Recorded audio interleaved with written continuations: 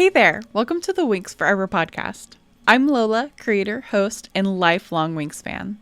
I'm taking a deep dive into the very cool universe of Winx Club. So whether you've been a Winx fan since 2004, like myself, or you vaguely remember it from your childhood, or even if you're being introduced to it for the first time, I want to say welcome.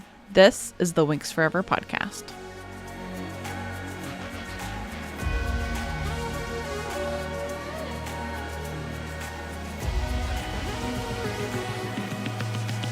Hello fairy friends, welcome back to our season 2 deep dive of Fate the Winx Saga. I am Lola Valentine. I am of course joined by my amazing guest co-host Dane, aka JustDaneDane on TikTok.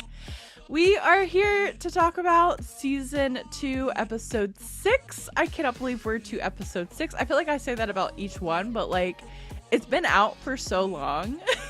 Yeah. So the fact that we're doing like these deep dives now, I feel like is so nice because we were saying before we hit record, like I feel like we're seeing so many things. Like for me, this is probably like my second or third rewatch. Like even after rewatching it so many times, it's so crazy how many things you catch. Like, have you noticed that? Like, Yeah, yeah. I really think that they put a lot of thought into the fact that Winx fans have like rewatched the original so many times, or like Oh, all for the sure. other previous iterations, and this time like you can really see that in the way they designed this show. Like they knew people were going to rewatch it eventually. Yeah, they So had to have, totally. And so I'm super excited to dive into episode 6, but to give everyone a recap of what happened last episode, so much happened. Like we're getting into like I feel like the setup episodes of Fate are always kind of like slow, but once you hit that one episode, it just starts going so fast.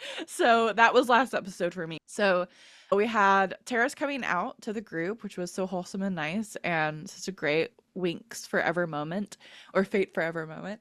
And then we also had Bloom striking a risky bargain, so to speak. She met up with Sebastian in the first world, aka Earth, and they had a conversation about getting Musa's powers back. And then she was like, actually, that's not all I want to know.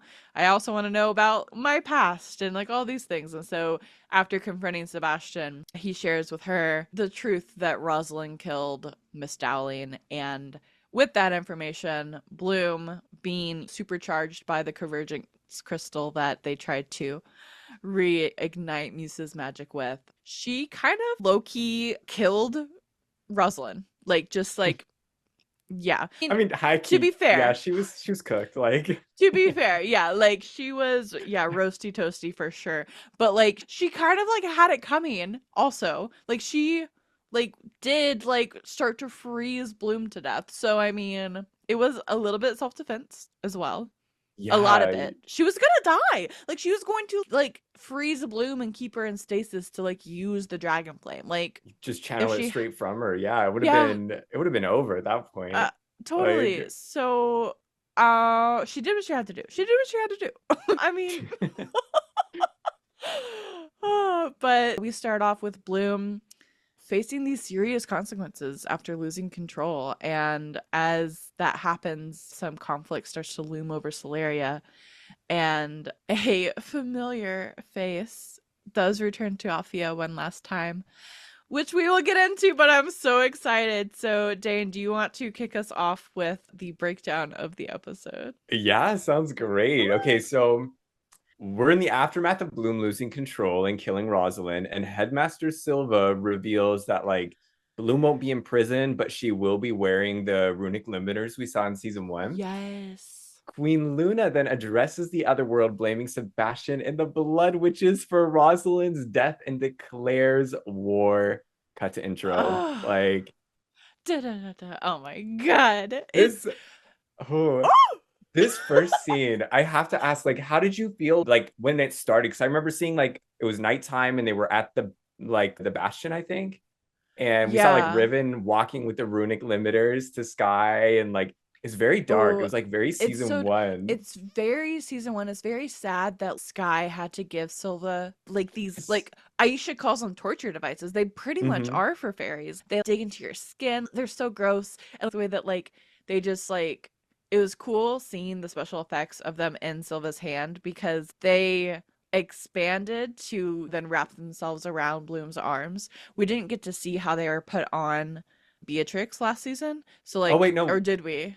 I think we did, but it was different. It was Dowling who like slapped her wrists with like Like a slap wands. band? Yes. Yeah, it was Yeah. a completely different setup here. So Right. So it was cool that like for me it felt like these limiters were almost we saw more attracted to the detail. dragon Yeah. flame. Yeah, it was like Oof. attracted to magic and so they just latch on to Bloom. But something that was so interesting to me was when Silva's like none of this gets out, like don't tell anybody. He says nobody can know that no one at Althea no longer controls the dragon flame. What does he mean by that? What does Oh, well, that I mean? remember how Queen Luna blamed the death of Rosalind on the Blood Witches? Yeah. It's because they don't want anybody to, I guess, know that this great power that's been talked up so highly is no longer as controlled Oh,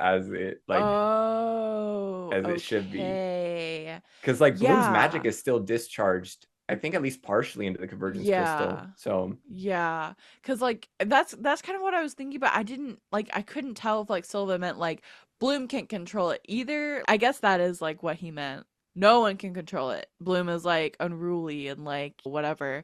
I thought that was so mean. Like yeah, Silva, what? Like even like Silva, the one adult in this situation, doesn't even believe them a little bit, and it's kind of sad. I think part of it is too is that because it was like talked up as like this great protector of the realm and Hmm. like Bloom was the key to saving the other world. Oh yeah, Yeah, the fact that man, like imagine the one thing all these people depend on being like that's so true. yeah. Oh, I didn't think about that because, like, yeah, she did kind of like have her own coming out party in a sense with Mm-hmm. like the dragon flame being announced to her and everybody else at the same Yeah, she freaking didn't even time. know. That was so Yeah, rude of Rosalind. Like, Rosalind, right? like, really preyed on her a lot, like, a lot of her, like, uh, her, what is the word? Naivety? I almost said nativity. I Is that that's not what it is? I would Her, say her like naiveness. Cute.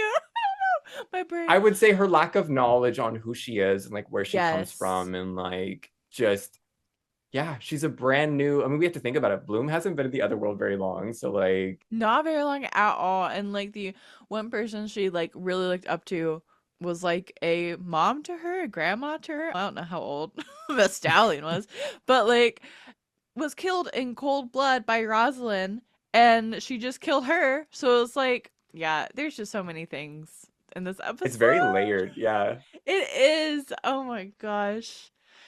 Ugh. But yeah, that's how I felt. See, We got some technology in that scene too with like the hologram. It was nice to see freaking something, finally! right? Like I think we hadn't I'm seen anything since season I'm one. so glad that they didn't just like roll a TV stand into the bastion to see this like address from Queen Luna Oh my because gosh. that would have been very season one of them. Been like, oh, here's this like first world technology that we use for some reason. Like, I'm so glad that it was a hologram, like for once. It I was think the so coolest cool. thing technology wise that we saw was like the ancient war room table in season one. That was like the Yeah, one thing where I yeah. was like, that's really cool. Or like Hmm. Aisha's listening device was like kind of interesting, but it still wasn't like it didn't really seem like much. Like, Yeah, like I had a listening device from a Scholastic spy kit that I got like at a mhm. Scholastic book fair when I was like 9. So Yeah, I wasn't super impressed by her little listening device. right. I could put my But like AirPods in and like crank up like the hearing aid. Like, oh my gosh. exactly. So yeah, like this was the first time that like the technology besides yeah, the war room table, I forgot about that. That was so long ago in season Yeah. 1. Yeah, besides that like that the technology and the other world was like, "Oh, okay. I see you." That's great. Yeah. Oh, Luna using Rosalind's death to like push that anti-blood witch agenda though. That's some like high powered political positioning. dictator. Like, Yes. yeah. It's scary when with like yeah, it's just like straight up like terrifying. Like Hmm. Luna is a really scary lady. Not gonna lie.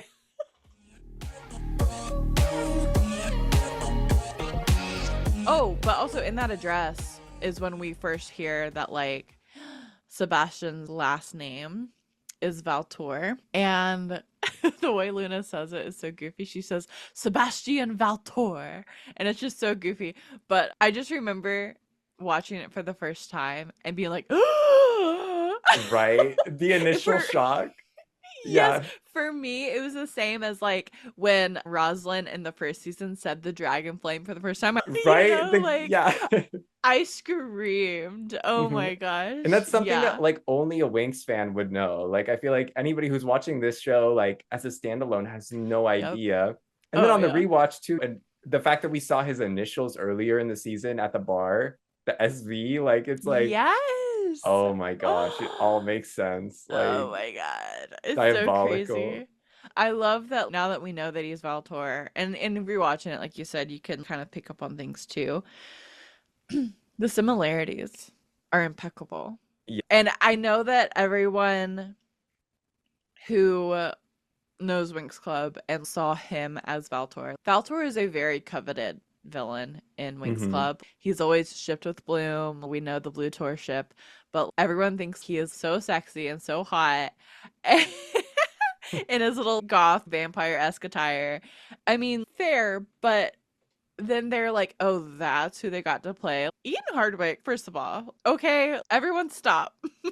Yeah, I mean Because he's a pretty good he's looking guy. not Like exactly, he's not a ugly man. he's not David Bowie, but like also I think that's part of the reason they casted the way they did for this series. Yeah. At least, well, I can't say all the time, but there's a humanized aspect. We're not hmm expecting these highly theatrical characters. It's more of like, Right. what would these look like if this was in the real world? Life, yes, Or like exactly. a vision of like that. So But what he didn't represent in Valtor, like physically, oh my god, like the absolute like mind games that he plays with every single person in this show from the yeah. moment that he steps onto the screen is absolutely insane, and that is exactly what Valtor does in the original Winx Club series. Mhm. It's so cool that they were able to translate that so well in the live action adaptation. Like I just think that that's something that a lot of people don't notice or like don't want to notice a little Yeah, well, bit. I think it's part of Yeah. it too, is that like I feel like it's hard for people to sometimes step out of their own comfort zone or step out of their hmm own like to get used to something that's different than what you're normally used to. So Yeah, definitely. yeah. Totally. But yeah, Valtor, Fate Valtor Mm, is great. I love him. He's awesome. same. I mean, he's the worst, but like we love him. Yeah. I like the way he's written. Like I'll say that. Yes, Like, yeah. yeah. Yeah. Do you But want me the to read this next, one? yeah, go for it. Okay, so the next morning, Stella wakes up a traumatized Bloom by opening the blinds and insists that Rosalind's death was an act of self-defense. She Mhm. reassures Bloom that she's innocent and that she intends to prove it at the tribunal while Flora and Tara look for proof of Miss Dowling's murder. At the same time, Stella also warns against being doubtful and sulking around as Luna will target that, reminding Bloom that she's the dragon flame. And then Aisha Yeah. tells Bloom that the realm and her friends like really need her. So I know. I thought that this scene, and not to like, this probably won't be my Fate Forever scene, but like this is mhm. so Winx to me. Like Yeah. this scene was so sweet. Also Like the I love. outfits, like I so know. bright. Yes. Like yeah. So cute, and I loved it, and I love that when Stella's like, "This bloom not helpful." Yeah, no, Like you can't be so doing true. this. My mom will literally Yeah. eat you alive. Like It's so good, and like I think that yeah, it's just so sweet that like I don't know, like I get that Bloom is like traumatized and all that, but girl, you don't got time for that. yeah, you Like gotta pick we yourself up. don't have time for But it.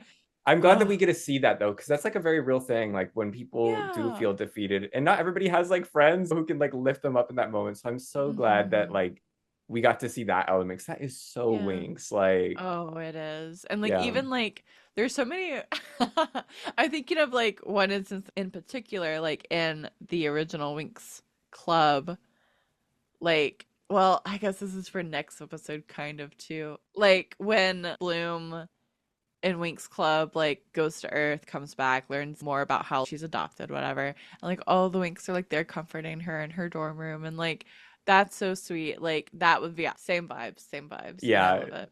Ugh, definitely. so cute. The one thing I didn't like about that scene though, you're the dragon flame. Like, oh, there's something about saying that, like calling her the dragon flame rather than saying she has the dragon flame, where I was like, oh, that gave me like an ick. Like, I don't know. Like, It felt forced for sure, I and was it's like, just yeah, like, that's a little. But yeah, Aisha oh my fixed it god, because then she was like, "You're a lot of things, Bloom. Most of them amazing, some of them annoying. Like, yeah, I know like, that was but cute. you're not a killer." Like, yeah. So I Yeah. really like this scene though because it does set up the rest of the episode really nicely. So like we know what everybody's plans are, Mhm. even if it doesn't really go the way they expect it to go. Yeah. We still I kind get of feel that like like framework.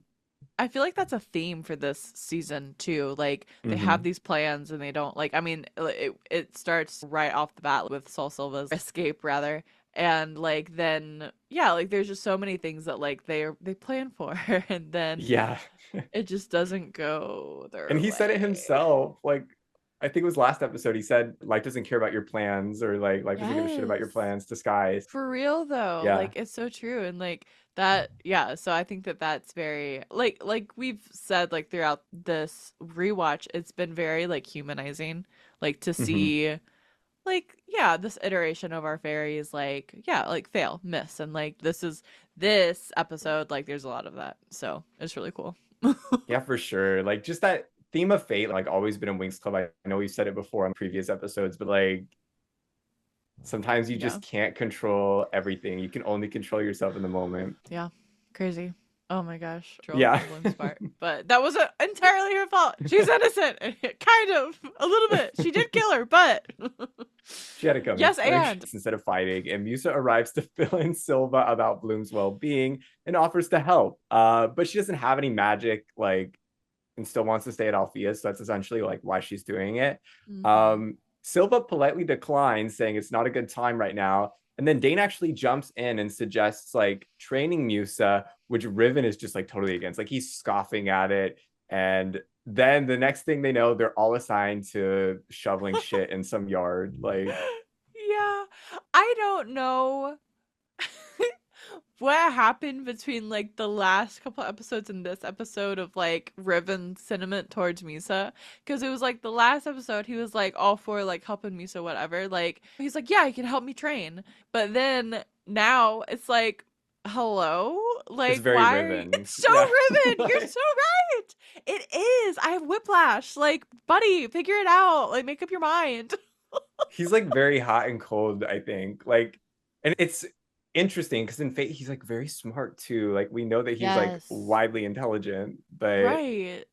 I guess just not emotionally. So, Yeah, no, that's so true. Tactically, like he's pretty intelligent. Which yeah. also in Winx Club. Yeah. Like The when he got tactical out of Cloud battle, Tower. Yes. the rivalry with Sky, even like, and I think we saw a little Yes. bit of Sky and Riven in season one for Fate, but like, Yes. not like this. So, Incredible. the Netflix line, there was a line in here. I They should oh have my used that in god. the marketing. I cannot believe they did not. Like, it was almost like it was written to help market for Netflix. Like it was written to be used in a commercial and it wasn't. And that goes into a whole other thing about the marketing of season two being moved to the UK team. But Yeah. like that really should have been used in an advertisement. Well, Like, I also think too, like, doesn't it contain like a huge spoiler? Like nothing like thinking that you like are a murderer to like help you catch up on your Netflix or something like that. Like mm-hmm. I feel like it does contain like a pretty big spoiler for this season. Yeah. But yeah, I mean, I do. When you said that the dragon flame gave you the ick, this line gave me the ick. I was like, Yeah, I rolled my eyes a they little did bit too, not. Yeah, but I was yeah. like, you guys, like, it's like when, yeah, like they were using like Instagram and stuff, like in the other world last season. I was just Mm-hmm. like, come on, guys, like, Yeah. surely you have your own streaming platforms. Like, surely you don't watch Netflix. Oh, it's just so like that introduces so much of like like what it is about this like world like that they do have. They have like And everything of the first world, but like an upper hand on like kind of the knowledge of the other worlds. So Yeah, and it's so annoying because I'm just like, what? Like that means that Netflix exists, but Fate the Winx Saga does not exist. Therefore, like, you know what I mean? Like, there's like obviously like you have to suspend all this disbelief, but like it's just so mhm. hard when they throw Netflix into the other world. I'm like, no, stop it. Yeah. Oh, so goofy, but yeah, so silly.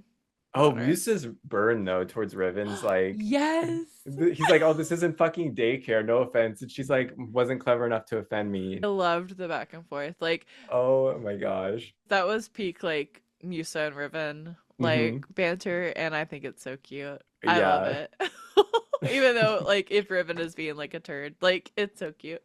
The classic social chaos between those two, like, and I feel like they're Yes. pretty like emotionally chaotic. Oh yeah, for Yeah. sure. Both of them are. Absolutely. So meanwhile, in the greenhouse, Flora and Tara are brewing a blood witch magic blocking potion for the Solarian army, and Flora secretly steals a vial while Professor Leroy is distracted. But yeah, I've got a comment about that. Later, they head to the graveyard to search for Dowling's body, but are stopped at the gate by none other than lead specialist Kat, who's on guard duty with a suggestive glance at a flustered Tara. Kat offers them a chance to sneak by the next morning as she'll be on solo patrol, and Tara and Flora head back to Althea. When they're in the greenhouse making these, Hmm. Flora could not look more conspicuous. Like Yeah. she's just like looking around like so obvious. I'm like, girl, just take It's the thing. Like it's so funny stop. too, because like she's like so chill. She's like the chill hippie, Yeah. like kind of vibe sometimes, like socially. But then like in these moments, it's very like Winx Flora, who would be like kind of Yes. internally panicking, like, oh, we shouldn't do Yes. this. Like, I know. but It's so funny. I love yeah, I it. like how they still went along with it too. I think it's really cool how they like when they were sneaking the potion too, they grabbed like a base liquid off the shelf. So like Yes. I love the element of like kind of like realism that's going on in the potion world. Cause I feel like it's a little bit more grounded in like a real kind of like chemistry sense rather than just Yeah, like yeah. Science. magic and sparkles and this and that. So Yeah. Oh, yeah. so true. Also, I think Leah Minto really sold her role as Kat at the graveyard. Like when they first approach and like they're both a little like hesitant, like she's I I wish we could have seen more of her. I know. loved the way she delivered that, like, well, maybe sneak by me tomorrow kind of vibe. So So cute. And like I'm excited that we'll get to see more of the character Cat in the graphic novels coming out, but like mhm. this actress, like she just like killed it. Like I'm sad. Like well, there's some other stuff that happens later on that like that I'm just so sad that we didn't get. So, yeah. Oh my god. Yeah. What a time. Oh, Do you want me yes. I forgot that part. Yes, go ahead. okay. Okay, so we're back in the wing suite, and then we You're we're good. we're back in the wing suite, and we then see Bloom packing a bag while kind of like gloomingly looking at this photo of her Earth parents. Sky knocks on the door of the wing suite, which breaks the silence. He's trying to comfort her, but she doesn't answer, and she just stands frozen on the other side of the door. Meanwhile, he's sticking around, and he like rests his hand on the door before walking off. Bloom's Yeah. expression is just like she's staring off with so much unspoken emotions. You could tell she's going through it. It's really sad. Like him like coming to check on her cuz like this is the first time that like he's kind of like interact with her this episode. Like Mm-hmm. it's kind of sad that like he was the one that gave the like runic limiters to Silva and like he hasn't checked in with her yet. Like it's been like a whole day almost. Like buddy.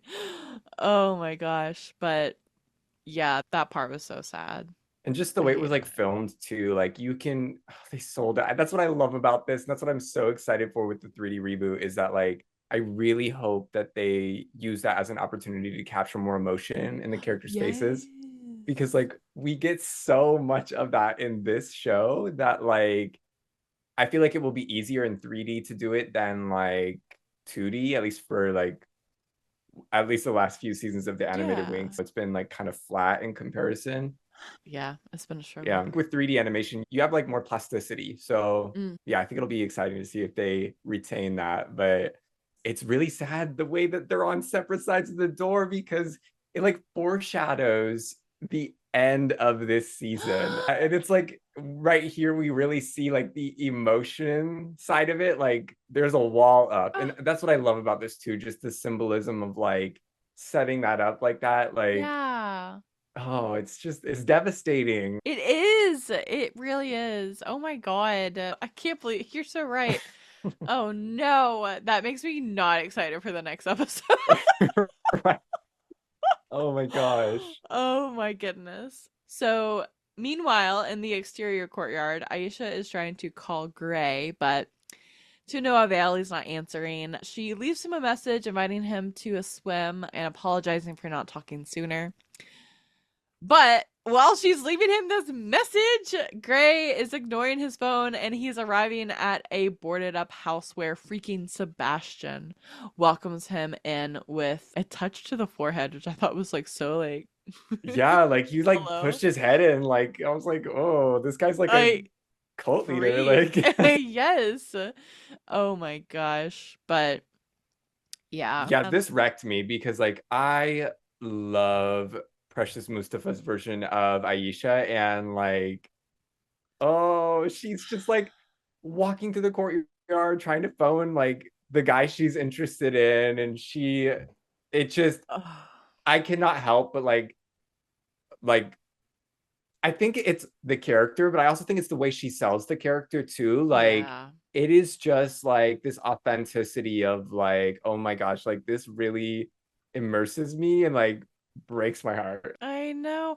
Well, it breaks my heart for Aisha just in general as a character too, because like my girl cannot win. Like in Mm-hmm. Winx Club or Fate. Like my God, No, it's like the poor common girl. theme, like every Like she single just time. Yeah. oh, every time. And it's like it's not even like funny at this point. It's just really sad. Mm-mm. Yeah. It's just really freaking sad. And like why can't she get a win? Like why?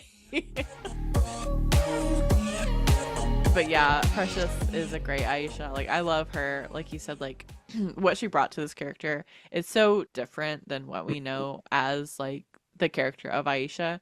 But I feel like too there are like glimmers of Winx Club Aisha in her performance as well. All the different Aishas if you think about it, because like if we Yeah, really go through like all of them, like these characters are different depending on the dub, the season, that's so like the voice true. actress even. Like I feel like Hmm.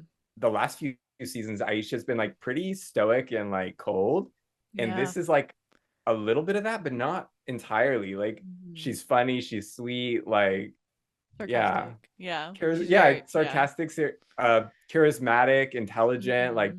I mean Winx Club is like super smart too, but like this Aisha, I feel like she's like the books Brainy. nerd. Like she's Yeah, yeah, she's got yeah, it. for So sure.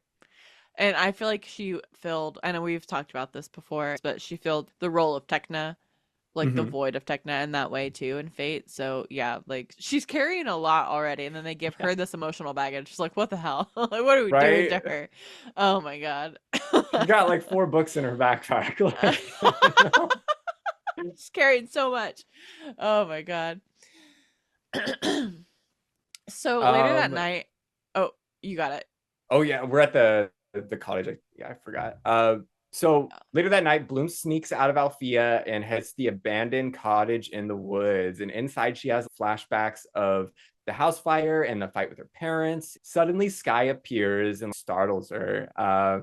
She explains that she's worried about losing control of her emotions and hurting him. Mhm. So they just need space. And keep in mind, she has like, the runic limiters on, but still, she's clearly broken She's down shook. here. Yeah.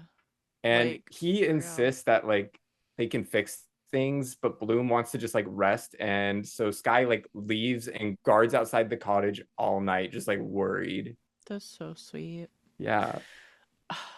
I don't like Sky, but this scene, just his concern like for her, like he's been through a lot of shit too. Like he also killed somebody this season. Yeah. So His own like dad. they are two for two and like killing people, like they've killed the most people as a couple. than I think Keep in mind, anybody in like, this yeah, series. it's, oh my gosh. There's some good symbolism for them. Like, yeah, but that'll be for the last episode. That very last Yeah. scene, yeah. Oh my Um, god.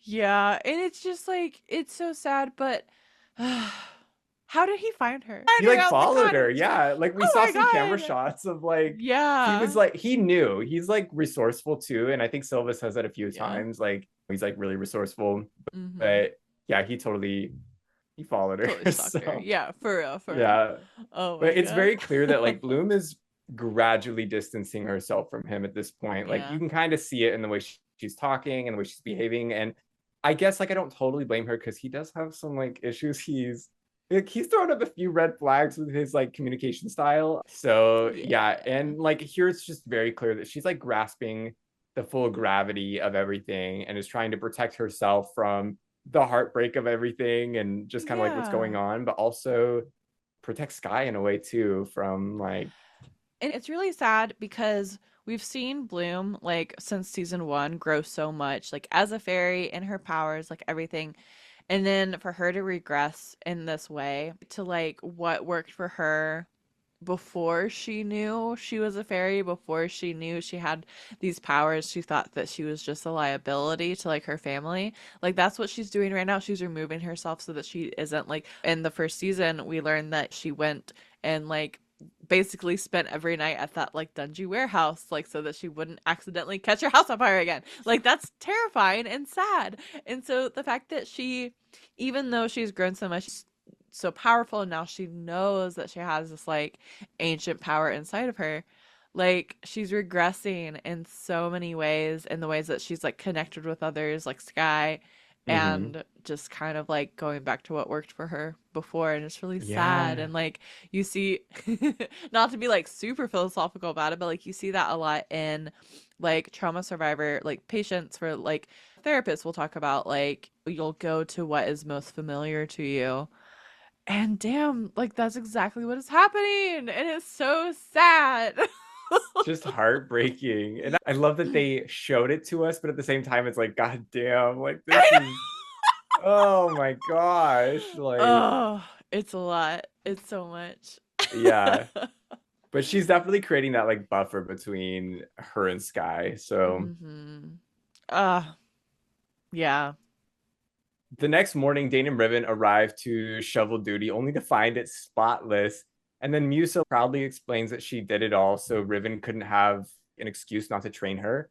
Mm-hmm. Riven shoots down her idea of training, gives in eventually after she mocks him about being scared of being beaten by a girl, which so Riven. So Riven. They spar a bit playfully at first, which then kind of turns into Riven landing a few hits before like kneeing her in the chest to like which she like falls to the ground and tensions rise, and then he like lectures her about the dangers of being a specialist without training before storming off and like kind of being stared down by this determined Muse. Yeah. This scene, I think that like it put into perspective because I too thought the specialists were a joke, um, because they're out here like being an afterthought to the whole Althea structure of how it's run, in just the way that it's been presented to us. But for him to tell not only her but also the audience, we are selected specially from our countries or like from our home realms and then brought here and we trained for years. I understand how he finds it insulting. I get it, Mm-hmm. but he doesn't got to be an ass about it. Yeah, like even Dane, like when he knocked her to the floor, he's like, "Whoa, dude, like you gotta stop. Yes. Like that's a Oh little my too far." god. But he was getting riled up, and I think he's right to be riled up about it. But like, yeah, you really see his temper kind of boil over in that moment, which is Yeah. also very Riven. Like, So so, Riven. Uh, little broody boy. mm-hmm. I love him. I love Riven so much. Right. But I like the end too of this because like Musa just like stares off determined, and that's what I love about the Winx because like the Winx are always determined to like pull through and like persevere, and that's exactly what Mm-hmm. we see here. Yes, I love it too. It's so great.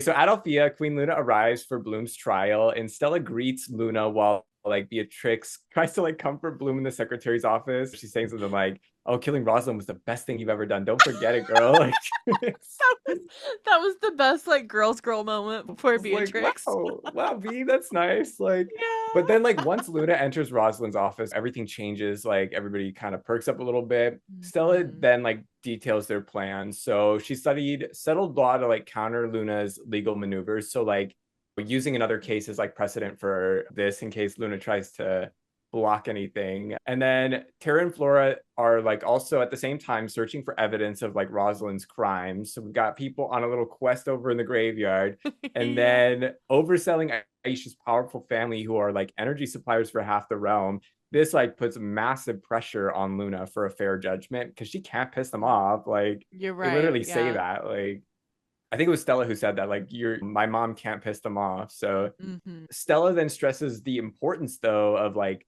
Tara and Flora's findings for Bloom's defense before checking her phone to like kind of see where they're at. Queen Luna's so fake. When she walked into Oh that my office, oh gosh. my Yes. gosh.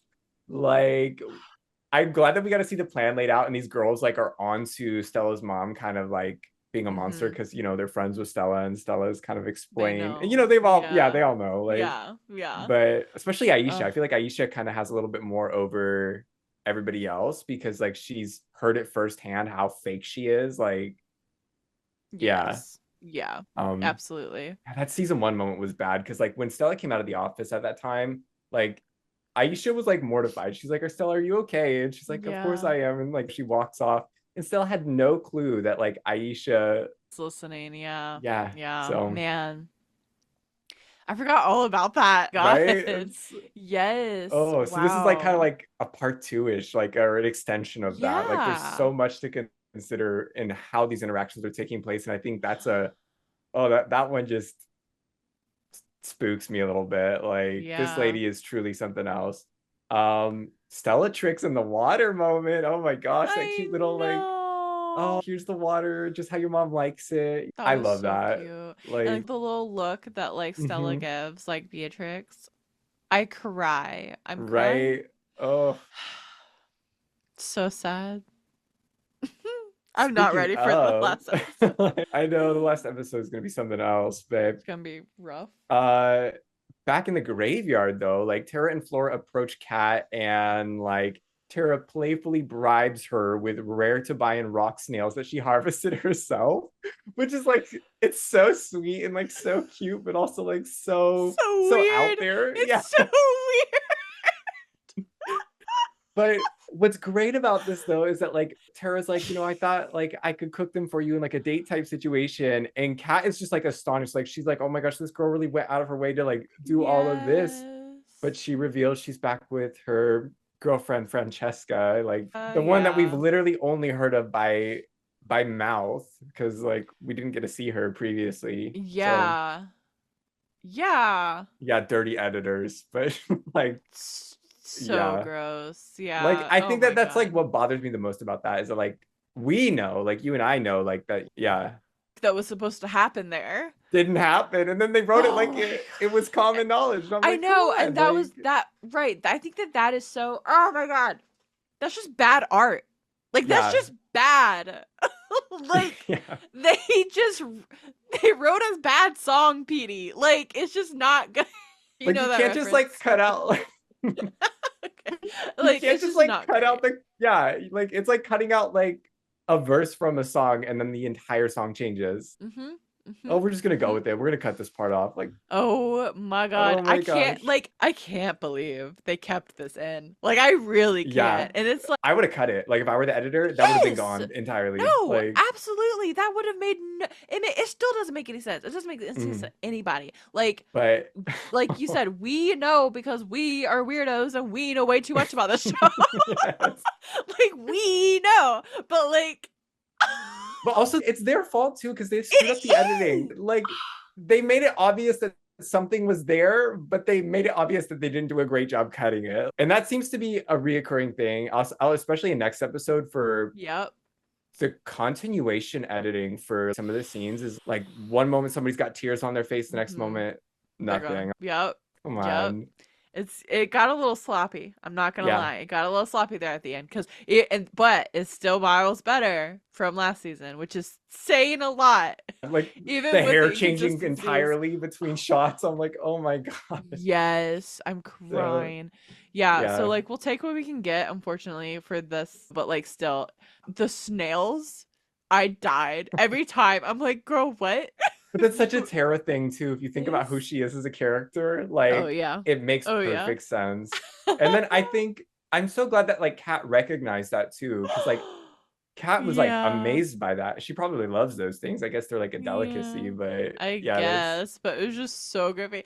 And a part of me was like, is this like a European thing? Like, yeah, I is don't know. this Maybe it like, is do like you like, I don't know. because some people like a lot of people eat snails like escargot and stuff like that. So like Yeah.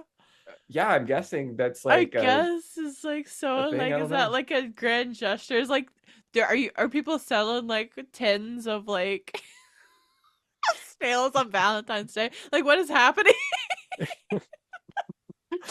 I'm sorry, I can't. That one is what sent me. Like the snails. Like she opens them up. I'm like, what the fuck are those? And she's like, Yeah.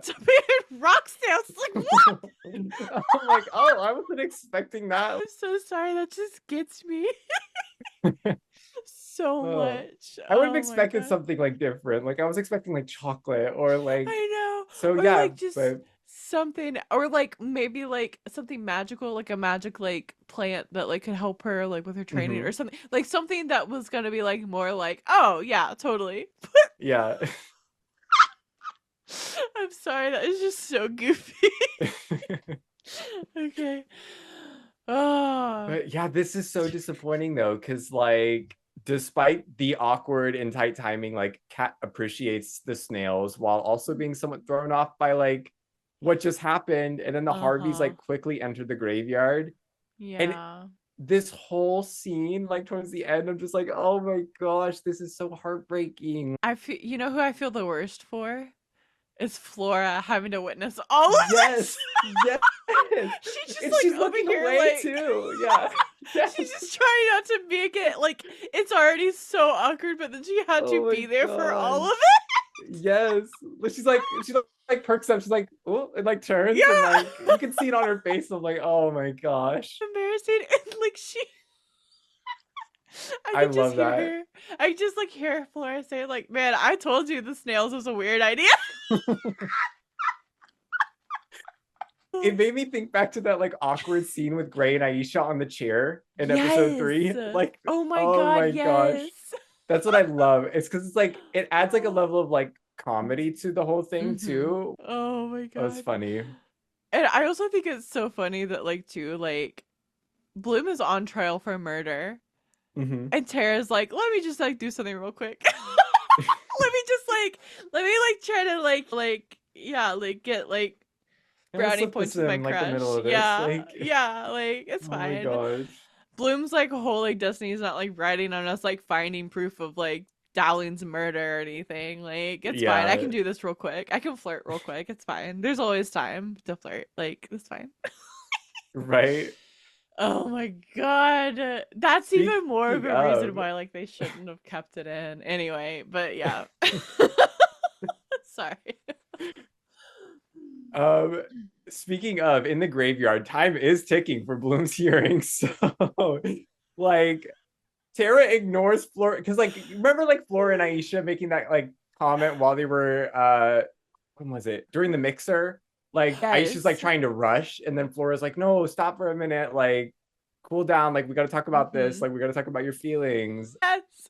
Now Oh it's my like kind of gosh. the same thing, but with Tara, because like Tara just Yeah. ignores Flora's comment about Cat like liking her and Uh-huh. that the timing was wrong or Mhm. whatever, and like Tara's Yeah, just like that's so focusing on the true. task. Yeah. Yeah. Which she should have been doing the whole time. Then that would not happen. Yes, That right. wouldn't have happened.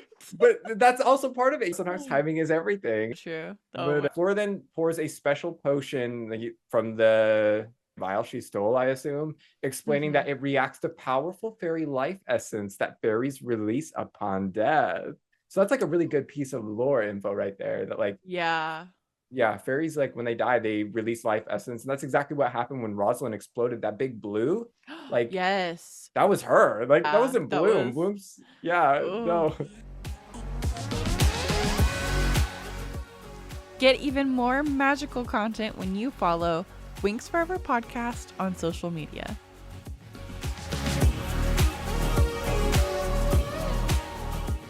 Back in the office of formerly Rosalind and even later Dowling, Bloom and Stella face Queen Luna in a guarded room for Bloom's quote unquote closed tribunal.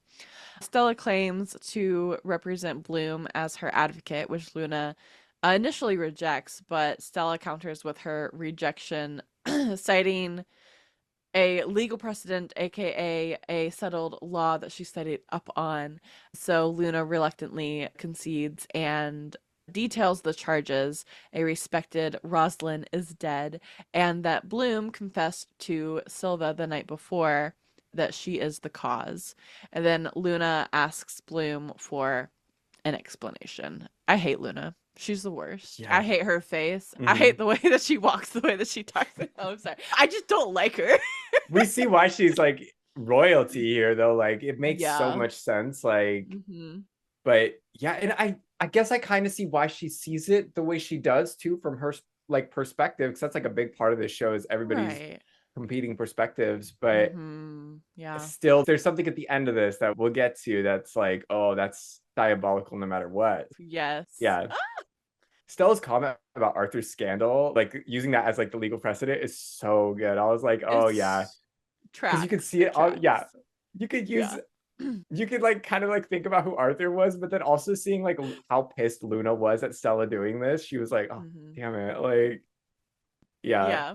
And um also like airing dirty laundry in front of like other people that are not like her family. You know what I Family, mean? Like, yeah. ooh, yeah, big no Big no. no no. Like I did see a lot of criticism online about like this all going down in the headmistress's office. But like Oh. when you think about it, like, Where else would it have been? It was closed and people can't know about it. yeah, exactly. And the Undercroft is like literally yards away from the office. So with what Luna has planned for this episode, like it makes sense when it all unfolds that like it's Mm-hmm. way less inconspicuous to have Bloom here rather than like show up to some royal courtroom where everybody in Right. Solaria can see it like going down. Yeah, So because this is as much like PR for her as well. She is in crisis management and she is trying to keep it under wraps. Rosalind literally just announced this girl as the solution to all their problems, like you said.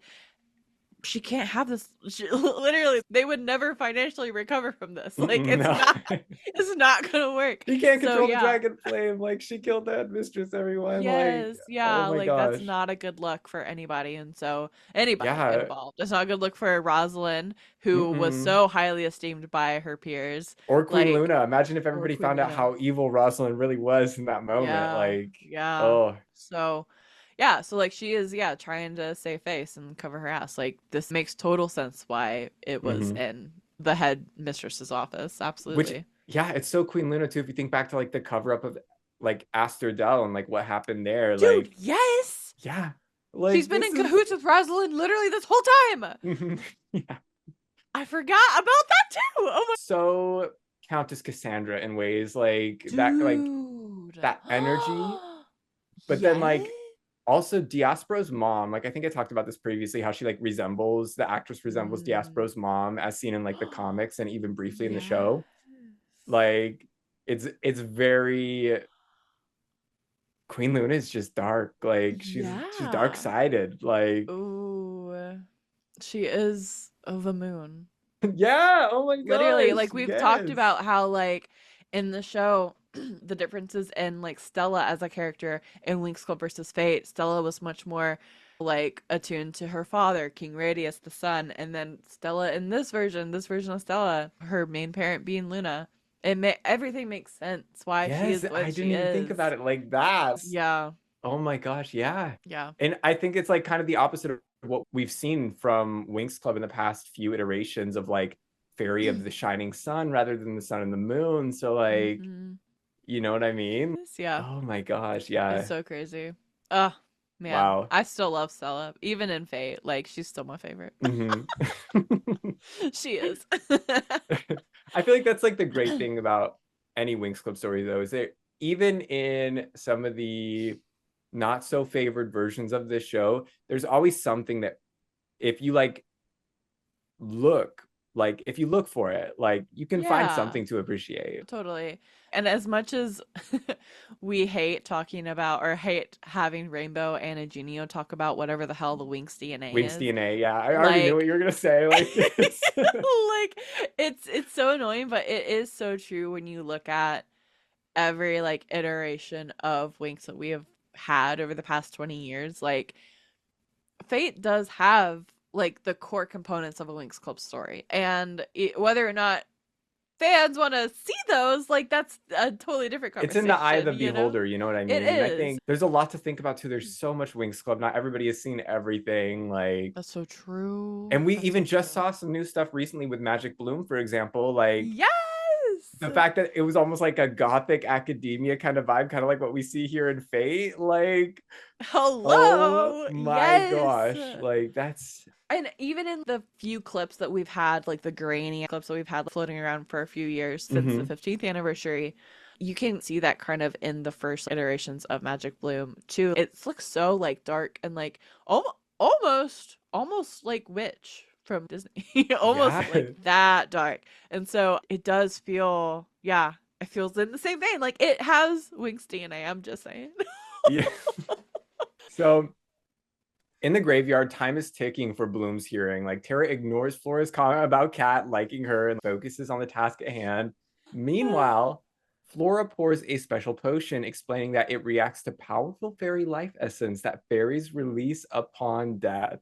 So like this is giving us some like really good lore about how fairies work in this universe. And Yeah. we know that like this is the case because when Rosalind died, that big blue explosion was like all of her Oh, life essence as one of the most powerful fairies in the other world. Like, yeah, that's crazy.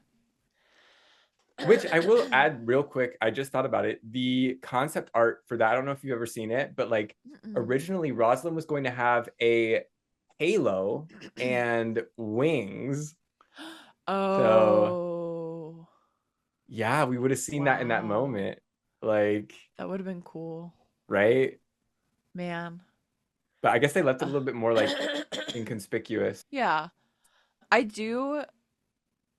I liked when Tara was like, I know how like basic like science works or whatever. And Flora's like, like, come on, like let me tell the Yeah, audience at least. Like right. like I know you know they don't.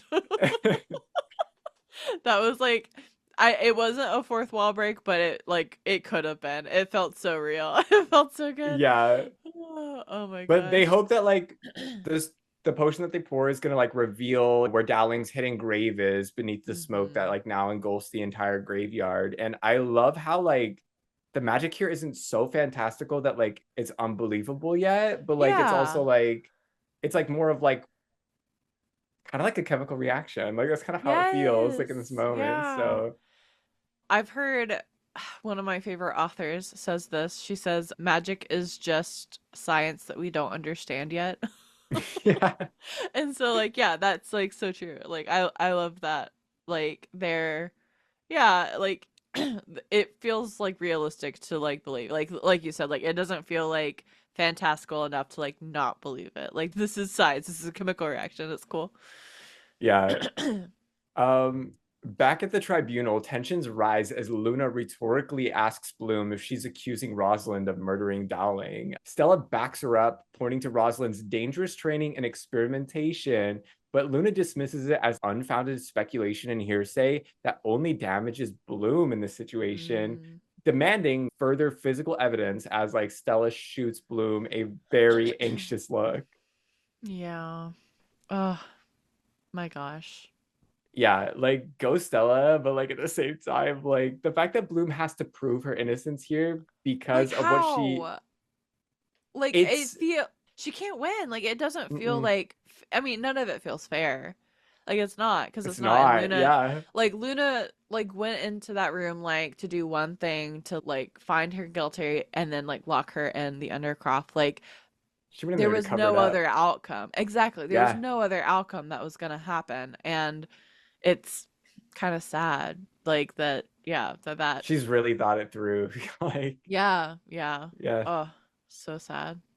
Um, I guess the fate of what actually unfolds in the graveyard too, like Luna doesn't even know about Oh that, yeah.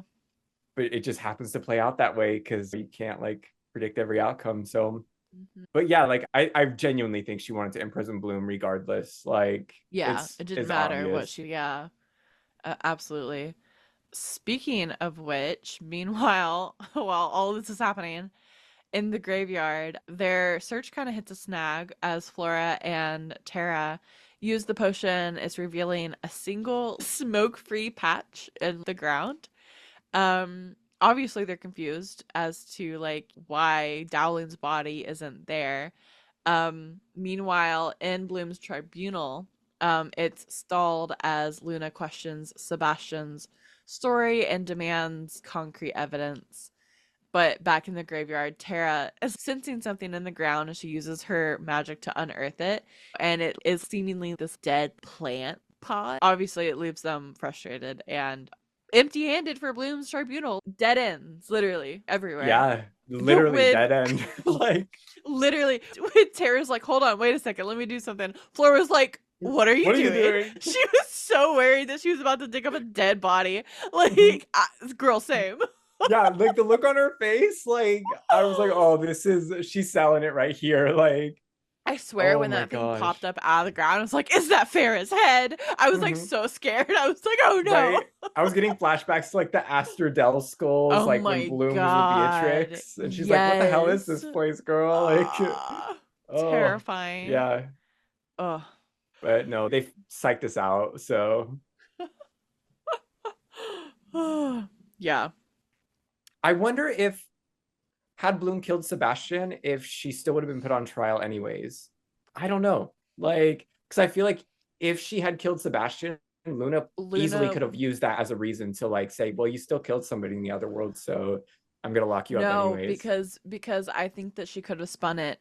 I think that her and her PR team could have spun it to been like, oh, Rosalind also helped in the like valiant effort to like kill Sebastian, and so like she died a martyr. You know what I mean? Like Mhm. she died a victorious like fairy. Like she would have found a way to have spun it, and then Yeah. everyone would have been fine if Bloom had just killed Valtor right then and there. Right. But no, she had to get her answers, I guess. So yeah. Bloom is Bloom is like amazing, but sometimes annoying. I Like, yeah, like Aisha said. But no, but for real, like I think in every iteration of Bloom that we've ever had, there's just such a draw to like understand who she is. Like the core of her just wants to know where she's from, obviously. mhm. But she gets so selfish with that. Like she Yeah. does. And rightfully so. Like I get it, but like girl, like, oh my gosh, like she'd be making some dumb decisions because of it, like in Winx Club and in Fate. And that's just like a core part of who she is as a character hmm that they got right. Like, oh my God. And it drives the story. I feel like a lot of what we see wouldn't happen the same way if this teenager was not a teenager. Like, Yes, yeah, yeah. yeah. No, for So, real. Oh, that's so true. but yeah, like I see that all the time. Like everybody's like, oh, I can't stand Bloom, but like also, yeah, they did a really good job at writing like an I'm writing impulsive a teenager. teenager. So, Yes, you're so right, though. Oh my God. Oh, uh, that's so funny. But so the tribunal takes an unfortunate turn after Stella receives Tara's text revealing that there was no body, raising Luna's doubts about Bloom's story, or at least what she's showboating as her doubts. You're good. Aisha enters to defend Bloom, reminding Luna of her family's loyalty to Solaria and vouching for Bloom's resilience despite a troubled past. Aisha presents the convergence crystal used by Bloom just as she like vouches that she's a great judge of character too. Luna then drops Mm. the biggest bombshell on this entire plan.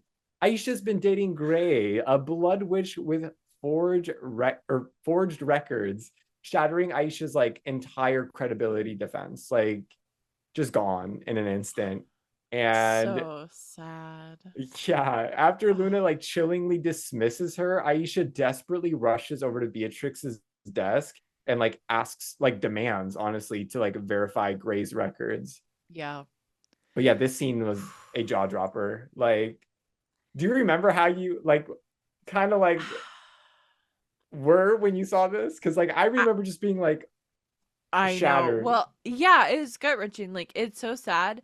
One, like we keep saying, like for Aisha, but two, like, yeah, like Fate and Winx Club really does a really good job of like cluing the audience in to what's going on before the characters do. Like, we knew Yeah. already that Gray was a blood witch, but like finding out with like Aisha, like, and us already knowing was just like, yeah, girl, like, sorry you had to find out this way. Yeah. Like the worst way possible. Oh my Oh my gosh. And gosh. like it just, yeah, that probably shattered Aisha, like everything that she thought that she was. Like Mm-hmm. Luna just has like the worst way of like just shattering everybody's hopes and dreams. Because it's not just the tribunal, like she has to exit that room knowing like, oh my gosh, the guy that I've been dating for like the longest time is somebody completely different. Like, Mm-hmm. Like when she oh, that's finally opened it, Aisha's usually right. mm-hmm. Aisha's usually Yeah, right. another That's instance, like, another instance. Like she was iffy on like letting Gray close this whole season, and then she lets her guard down. What freaking happens? This, he's a blood yeah. witch. Like, And Flora also said that too. It might end like terribly, but that's like part of it. So I don't think she but like expected this this is like the though. Like, worst of the worst of the yeah, you know, like like we this is thought like maybe like they would just like, you know, like not have the same taste in music and break up over that, like something mhm. dumb like teenage stuff, not that he's Yeah, like an no. entire like race of blood witches. That's so, oh my god, that's terrible, sad. Yeah, and then he's in there as a mole for this entire Yes, operation. yeah, getting It's information on like probably on Bloom from Aisha. mhm, That's so, oh my god, that's so messed up, poor Aisha. for real.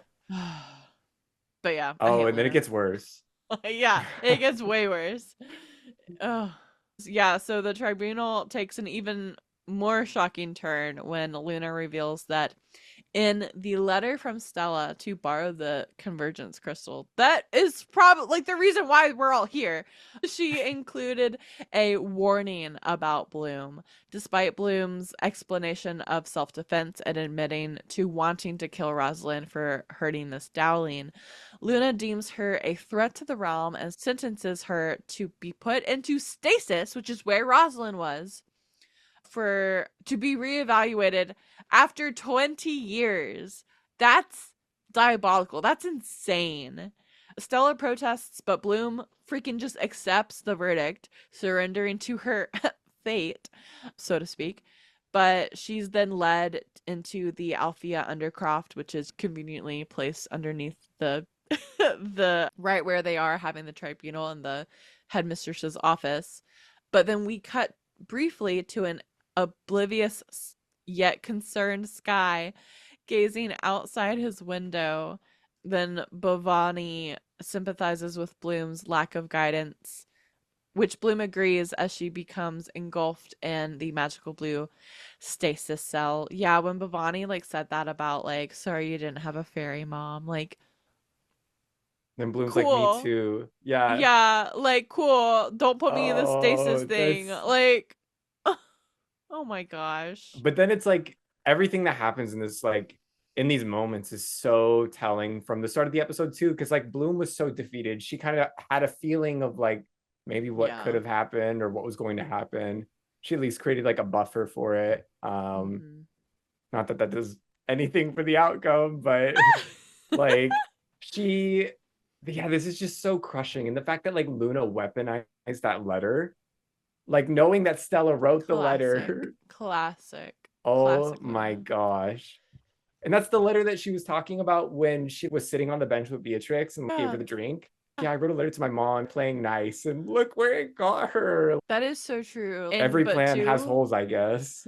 it does, but like too, I feel like this was also Luna's plan like the whole time. Even if Stella like I don't know. Just I don't know.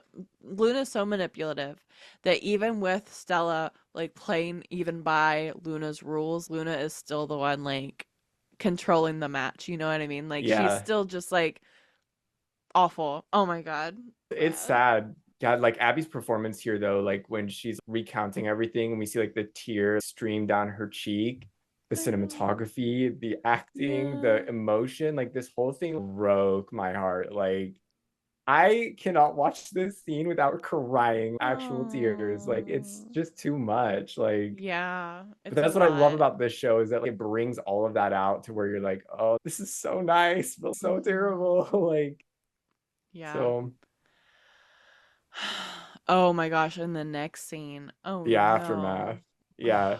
So Stella tearfully confronts Luna, who criticizes and then praises Stella's attempt to advocate for Bloom, making it clear that Bloom's fate was sealed regardless. She removes the tracking gem from Stella's back before Stella questions being manipulated and if her loyalty means betraying her friends, like what Mhm. she's going to do about that. Luna warns Stella that being queen requires sacrificing friendships, but Stella defiantly challenges this, hinting at even giving up the crown if Mhm. forced to choose between duty and her friends, which leaves Luna absolutely speechless. Like, Yeah. this whole interaction, so many things to talk about. Like the fact that Luna was a step ahead of Stella, but also like the verbally degrading, a little clumsy, but like I love how you comported yourself moment. I'm just like, Oh my that's such a god. manipulative, emotionally manipulative mother-daughter moment. And I'm Mhm. glad that Stella saw right through what she was trying to do Oh though, and was yeah. like, yeah, I'm not falling into Mhm. this again. The Queen stuff, I feel like that's very season 6 onward for Winx Yeah, Club. yeah.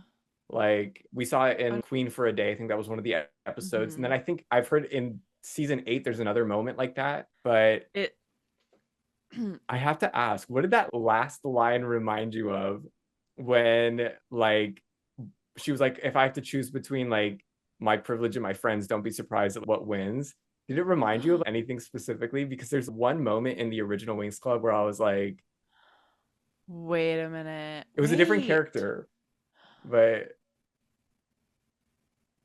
Wait. I'm crying. I don't know. Who are you thinking of? I thought it reminded me of like in the second movie when Bloom tells off Oratel for like Vanishing Sky, Yes. and then everybody Oh followed my her god. out, and then they like left the kingdom. Yes. Dude. I was Yes. like, wow, that's it's like with a different Different. setup. So Yes, yes. Same but different. yeah, Yes. No, I like the comparison though, because it is like, I mean, yeah. Wow. I actually like this one. I think a little bit better because it's like Stella standing up to her mom, and her mom Yeah. is like way worse. Like her mom is just Yeah. something I else. know. So Oratel's just like naive and kind of dumb. Like, yeah, like Luna is just like straight up evil. yeah. Oh man. Um, Back in the Winx suite, Aisha confronts Gray over the phone, who admits to being a blood witch before breaking down along with the others over Bloom's verdict. Like, this is another moment where I was just like bawling my eyes out, like the majority of this episode. Like seeing Tara like crying in the background and just the back and forth, like the phone call conversation. Like I Mhm. think Gray was like, "Oh, I owe you an explanation," and she's like, "No, just an answer." Like Yeah. oh my gosh, that whole thing is just followed by this news as Stella comes into the suite. Just gut wrenching. It is probably good that no one but Bloom was in there for when Luna read Stella's letter because that would have been like a whole different level for the Winx girls like Mm-hmm. cuz then like not only not only does cuz like I mean Bloom has to live with that now like that uncertainty of like where Stella's allegiance lies with Yeah. that little comment. Like surely she has the like emotional intelligence to know that she had to do that to get the convergence crystal and all that. But like man, it's so messy. All of it So is. messy. Yeah. Oh, so But that's sad. just like next level heartbreak. Like I was like, this is damn Winx. Like, okay, like rough. Then Where are we? Oh, right here. Outside the Blood Witch headquarters, Sebastian's like dark humor fades as like Gray doubts their path, and like Sebastian reveals like Luna. Actually, let me see if I can go back and remove my filler words real quick because I feel Yeah, like I yeah. did a pretty good job writing that one out. Outside the Blood Witch HQ, Sebastian's dark humor fades as like Gray doubts their path, to which Sebastian reveals that Luna pinned Rosalind's death on the Blood Witches instead of Bloom.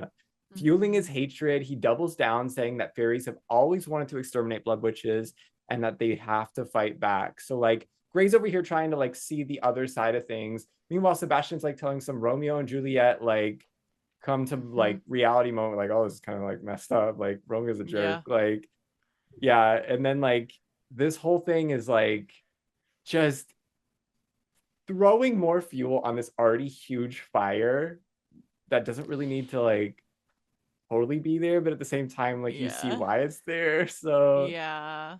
yeah. It's hard because it's like we're supposed to believe that the Blood Witches are evil and bad.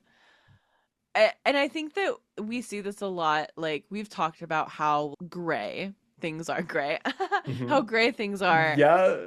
Like, Oh, truly, look at like it's a that. double like Yeah. meaning. It is because like there's no black and white in anything. Like everything, like there's so much gray. There's The so much double gray. entendre of gray. Yes. Yeah. Like Spot there on, Lola. is. That's really good. I haven't heard anybody else say that. So, oh Thanks, my thanks. gosh. But truly, like it's so like his representation like of that like metaphorically and also like is in his Mhm. name. Like that's like it's just so real. It's so real with like real life. Like Yeah. there's gray and everything. Ugh. Yeah. And it like Okay. brings me back to that Aisha and Gray moment, like when the song when they were like making out on the rocks, and the Yes, song yes, is yes. like "Let Yes. Others Battle." Like, yeah, yeah, it's so Simpler cinematic, times. right? Yes. But yeah, and I think that's like something we see in Winx Club too. The fairies versus witches thing lasts for those full like and up until like the third season, like when they like team up. But Yeah. Yeah. yeah, and I guess they kind of team up in season one too, towards like the end. Yeah. Is that But and then when do they go to Cloud Tower to study? Is that in season two? yeah, in And they're season still like two. at each other's throats. Yeah, Hmm. man. Oh my god. Yeah. Yeah, no, it's so true though. Like the witches are like yeah, it's very prejudiced towards Yeah, witches. Like so much though. they're so In divided towards each other. Like, yeah. yeah, And it's wild, but like here in the fate world of Winx Club, like it's crazy to see like that played out, but like we're supposed to believe blood witches are yeah are evil and like some of their practices, sure, probably. Do they deserve to be totally annihilated off the side of that cliff? Probably not. no, Um, Rosalind should not have like done that. yes, Like, exactly. Like if she hadn't done that, like it probably like none of this would have been mhm. happening. Like really, this is all Rosalind's fault. Yeah, and then it So goes back to just her wanting the dragon flame too. I mean, that's why she did it, at least yeah, from what Sebastian yes, said. Yeah, right, so yes, because she wanted Bloom as a baby. Yeah. yeah, and then he's like, "Oh, my dad found you first, and the rest you already know." I Like, wonder, I wish that like we did, maybe we will know this in the comics, like or in the graphic novels when they come out, but like where did they find her? Like was yeah, she I in want to know stasis too. somewhere? Like was she frozen in Domino? Like I want to know. Like Yeah, did they Encino man her out of like a iceberg like or like Avatar the Last Airbender? Like what is happening? Oh my god. Cuz like she's old. She's like ancient. I don't know if we talked about this, but like the time portal, there's a mention in one of the Winx Club books. I think it's like Yes, I one, have it. Yeah. yeah. There's something about like a Mhm. time portal. It's just like briefly mentioned. I think this is kind of like a play on what they're doing here, but we don't really know the full Yeah. scope of it yet. It's in the Encyclomagie and I have it and I have the French version. It's when it's talking about Daphne putting Bloom through a time portal. I've always thought that. I've always thought that there's no way Yeah, that they talk about all these ancient times in and it's like just it's 16 16 years years. ago. And Yeah, it's like the Harry Potter effect. Like the Voldemort time, the Death Eaters was so long ago, but like it was just 11 years ago. You can't get me with that. You cannot. yeah, Like no. absolutely not. Yeah. No, it had to have been ancient times. So silly.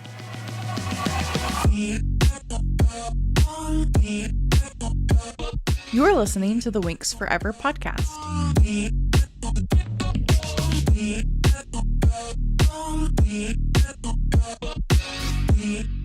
If you're enjoying this episode of the Winx Forever podcast, be sure to follow the show on your preferred streaming platform so that you're notified when new episodes are dropped.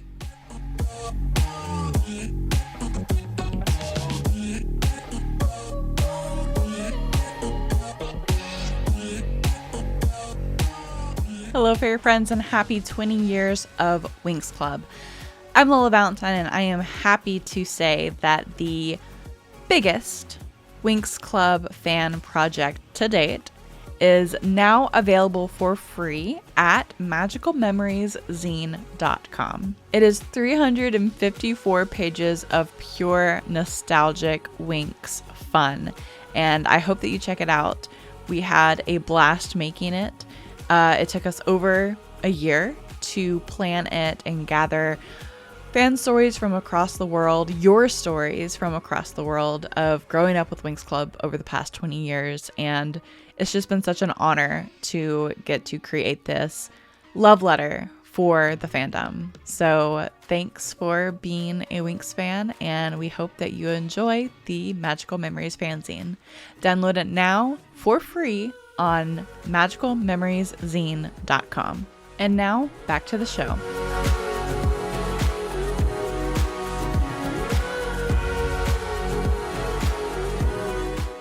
Back in the Winx suite after Bloom's tribunal, Flora is determined to help Bloom and questions the possibility of like appealing the ruling or using fragments of the convergence crystal with like the dragon flame, so we know it's like still in there, to like help break her out.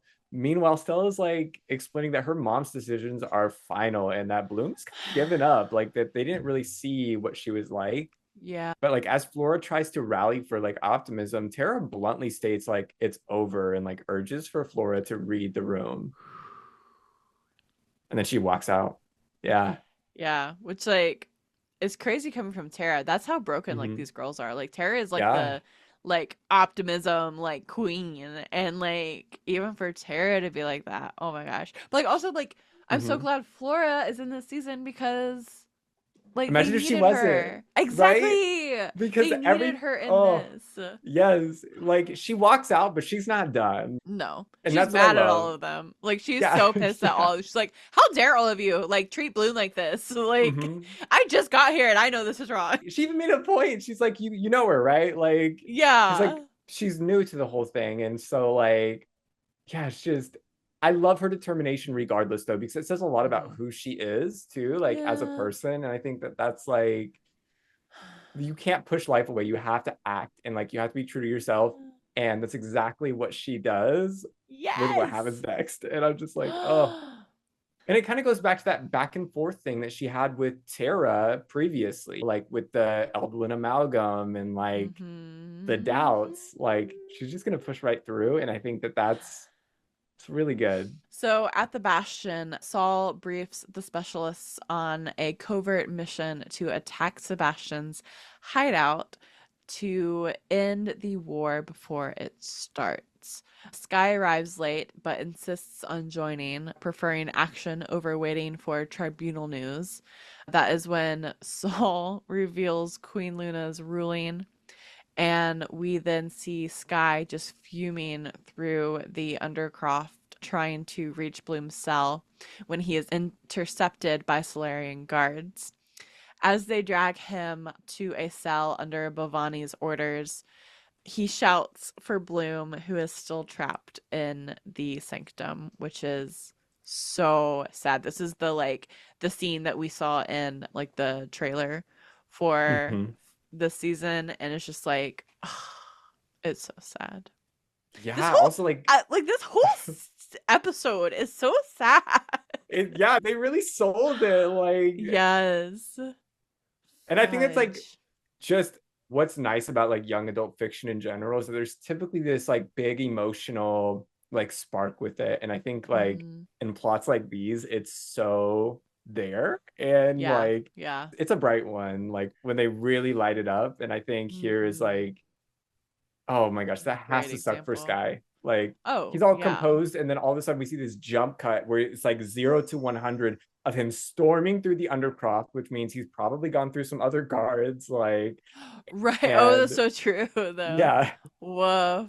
and he's just like he's fighting for everything that he can, like to try to like get through, Mhm. and instead he ends up in prison too, which shows Of how much he cares course. about Bloom, that he's willing to do that for Yeah, her. Like, that's so true. yeah. Well, she's kind of all he's got left. He believes that his relationship with Saul is kind of irreparable. And like his bio dad is like gonzo thanks to him. So like it's really yeah. Oh my God. Yeah, it's It's a just lot. rough. But like It, I love the way they cut this and the way they edited this together, because it was like it was just like so 0 to 100, like, mm-hmm. and also Yeah. like when we see Bloom in the stasis cell, you can hear Sky's echoed like screams in the distance, Oh which means yeah. that she can hear them too. That's so true. Yeah, Yeah. because like people yeah, like yeah, you can't hear it. That must Mhm. be so annoying. Oh my gosh, like it's just Oh. rough. Ugh. But this is like I think one of my favorite scenes. This next one. We're back in the wing suite. We're in Flora's room, and at her desk, she is like trying to study as her plants continuously wilt, even though she magically revitalizes them. And I can't really say she's studying, but she's at her desk doing something, Mhm. making notes. When she notices this happen a few times, she asks Aisha for the convergence crystal, as she realizes that the unearthed plant that's sitting on her desk seems to be draining the other plant's magical energy. So the cogs are starting to turn, and the science brain is coming on. As the crystal starts to turn green and float, they realize together that the plant was not dead at all. This is just so true to her character, like horticultural researcher. She's smart about science, even in the magical world. And I love that she Mhm. kind of ran an experiment, and we can see it. It's Oh not yeah. exactly said. You can see with the way she darts her eyes at what's on her desk and performs her magic. It's like, oh, she's doing a full on experiment here. This is I know. incredible. I do like that too. And it's like very much like I mean, well, yeah, we see like Flora in the original series with all of her like little experiments. She's got a And talking plant potions. for yes, Yeah. yeah, like and she goes on field research to Blackbud Swamp. Like literally like Flora and Fate is like it's so good. Like her every Yes. little nuance that they caught Hmm. of Flora in Winx Club that they portrayed in Fate. Like I think that they just did a phenomenal job with her character. And this this is insane. Like the fact that they thought of this, it's very all everything that's coming up is just so Winx. Like it is. Like I love it. I love it so Right. much. And it's Oh like, my god. I feel like Ugh. there are definitely some things that are amplified in ways that like we obviously haven't, we don't really get a lot of that like show, at least not in the later seasons of like the Yeah. cinematography like that. So like it's really nice. I really hope that they retain that level of detail for the reboot, I do too. because I feel like it'd be such a waste to not use it. Like Yeah. And more Ingenious talked show, about, like, and he's also yeah. has since Faith the Wing Saga, he also has a lot more experience with like live action Mhm. stuff, producing it and directing it, and so now I think that that'll be really interesting to see how he How that uses changes that. it, yeah, Yeah. like his Hmm. production style going forward. Yeah. I think he's produced like a few other movies for Netflix, so Hmm. yeah, Yeah. Oh, it's I exciting. know. I'm excited. That'll be really cool.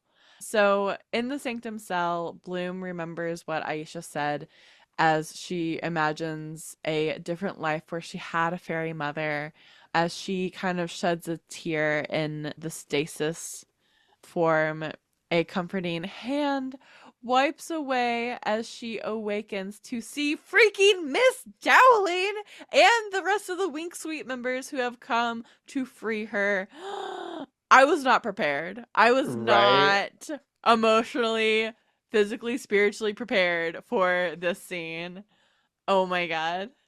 Which is, Oh this whole thing is so funny too, because like we see her, but she's also, she really is kind of like a ghost here, because she wasn't on set for this. This is my god. all Yeah. post-production, green screened in because of like COVID. You best iconic. She's in like House of the Dragon too. I know. Yeah. Well, yeah, that's that. I think that is a major reason why she couldn't be present It's exactly for why. this. Yeah, Right. that's which is so sad, but like also, yes, girl, get that check, but like also so Mhm. sad.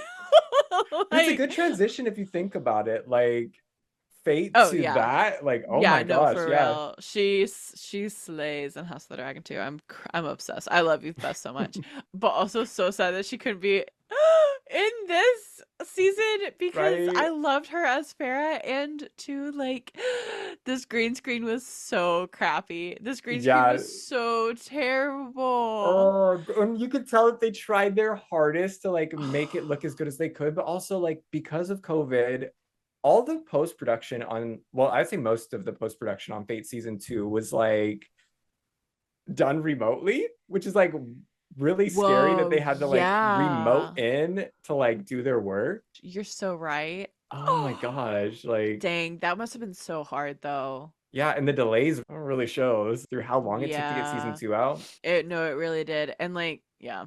Uh, Yeah. But yeah, the the, green screen, you could see the reflections off of it's like her hair and like see when I saw it for the first time, I was like, wait a second, she's not there. There's no way she's there. Something is off mm-hmm. about this. Mm-hmm. Like, yeah. It helps that like she was just in like a green ball of like earth. So like Hmm. that could like also help suspend disbelief of like okay, she was in the ground for like 6 to 12 months. Okay, I get it. Yeah, Like, yeah. all right. She's green because she's like was a plant kind of. And Sure, she we'll didn't, go yeah, oh with yeah, she that. didn't. Yeah, you're right. Oh my gosh. She didn't We'll survive call Rosalind's it that. attack, so Yeah, yeah, I'll no. give it to him. An That's artistic decision. yeah, It totally wasn't the green screen like being right. botched. It's Oh, fine. oh my gosh. Yeah, wow. I guess it's We'll let fate it that it works slide. out like that, but Yeah. uh yeah, the So sanctum true. cell here in the shot was really beautiful, but also I have to say when Beatrix entered the Undercroft in season 1 and everything was like still dark and mysterious, I think I preferred that version of this like Me area too. so much more. Like it Yeah. was just more cinematic, it was more like more mysterious. Ominous. Like Yes. guess it also makes sense now that like people know that Now that it's we know not what so it much of a is. secret, like Yeah. that they got torches on the wall, all that, but I don't know. I feel like it was like more of a casual area compared to what it used to be. So, Yeah, for sure. Yeah, now that they weren't harboring like a war criminal in there. right, Just a murderer. It's fine. yeah.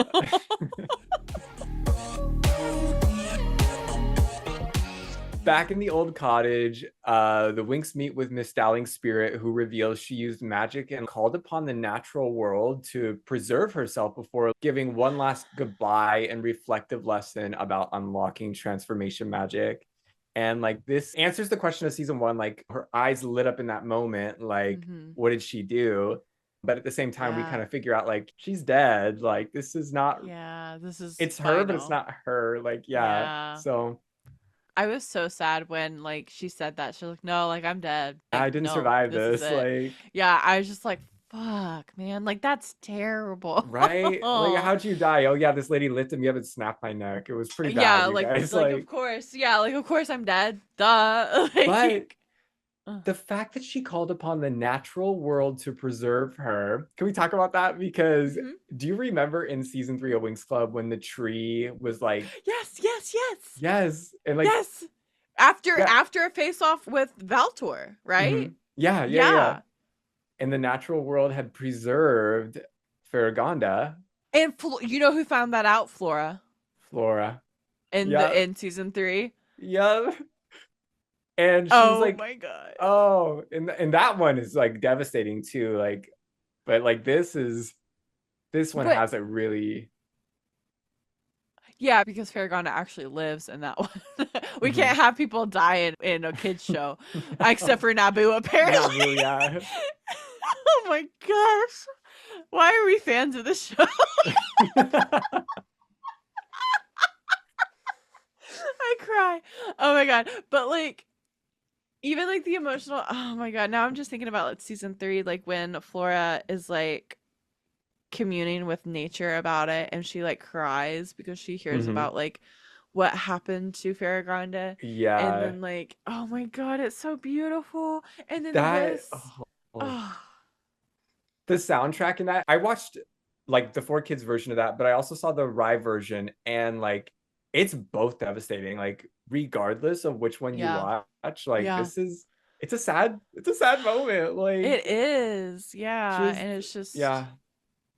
yeah. So, like, so this has every ounce of like that, like, sentiment and like emotion for me. Hmm. Like, oh my gosh, they just did such a good, such a good job. Yes.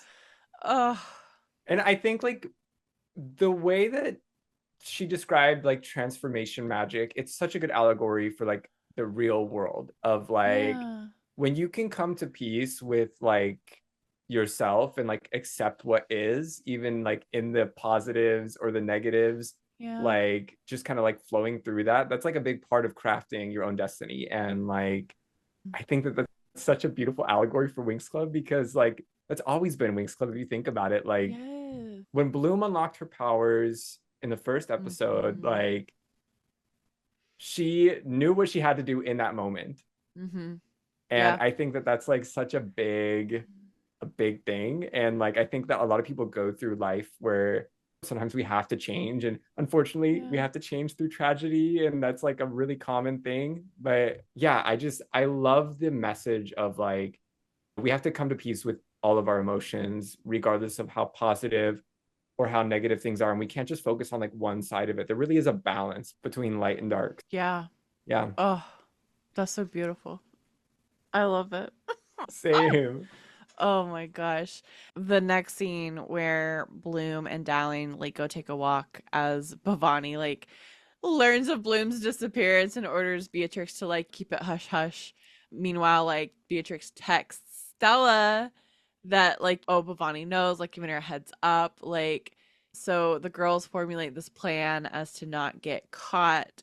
Flora and Musa head back to the suite while the others go and say their goodbyes to Miss Dowling. And it's just so it's heavy. It Yeah. is.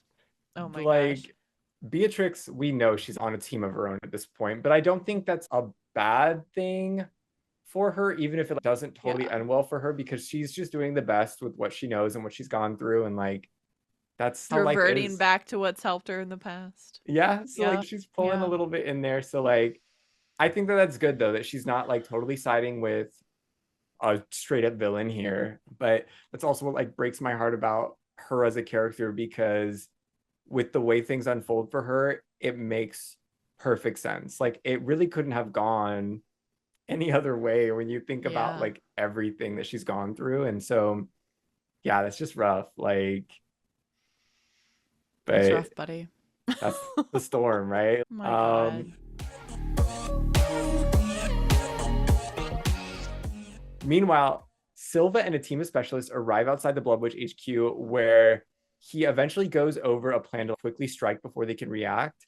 After warning students of the inevitable war this raid will trigger, he offers everyone one last chance to back out before distributing the limited supply of Blood Witch magic Oh blocking yeah. potions from Leroy. So it's clear that they're not forced to go to war here. He's giving them the option to back out, but they have a choice whether or not they want to fight.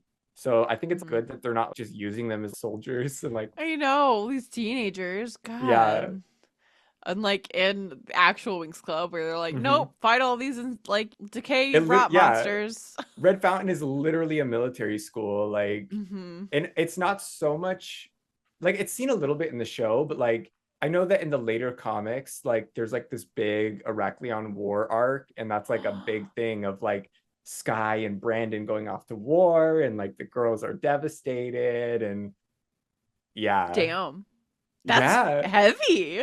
right? Hello? Like This I is a don't know if you children's comic.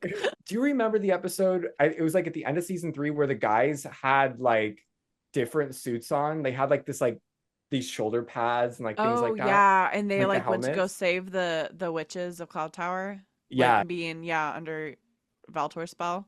that's kind of like what happens in that like arc of the comic. Like there's a little bit more of like this like military. There's a lot more military in the comics. Oh So my I think god. that's yeah, Okay. right? Like and I think that that's like something we don't see so much in the series, but like we see it Yeah. here in Fate a little bit more. And I think that I'm like, well, now that like I've been reading those, I'm like, okay, I kind of see where they're drawing some of this from. Like it's always been there. Yes, so that's insane. Oh So my god. Wild. Wow. yeah. That's so crazy. Real. Scholar over here, like having all this information about the comics. Oh my god. And I have to say, I wish that they were more accessible because like Mm. I feel like so many people would appreciate them. Like they're Yeah. so Are you good. afraid of what's happening with them with paper cuts? This can be off the record too. Of like what's like, are you afraid of Mhm. like them getting watered down I mean, I with paper am a little bit cuts? because like I don't know because like they're under paper cuts and they're not under Maverick, but like a lot of what I've been reading in the comics is still very like YA coded, at least later on, like Yeah. season 2, 3. Like Uh-huh. these girls they don't like sugarcoat some of these things. Like they're not nice to Yeah. each other. Like Musa and Stella's banter is like it's on a whole different level. So yeah. Oh my god. Yeah, that'll be sad. Like if we even make it that far with the comics. Mhm. Like honestly, like who knows? Yeah, I saw that they were like reprinting like 3 of them in one, but I don't know if they're gonna be like the same ones that they've already released or if it's gonna be like skipping ahead. So I'm scared. yeah. I love the quality of the pages, but like Yeah. The quality's nice, the but like oof. I know. The game of It's hard. telephone of translating the dialogue has been insane. Yes, it's Yeah. hilarious. Oh my gosh.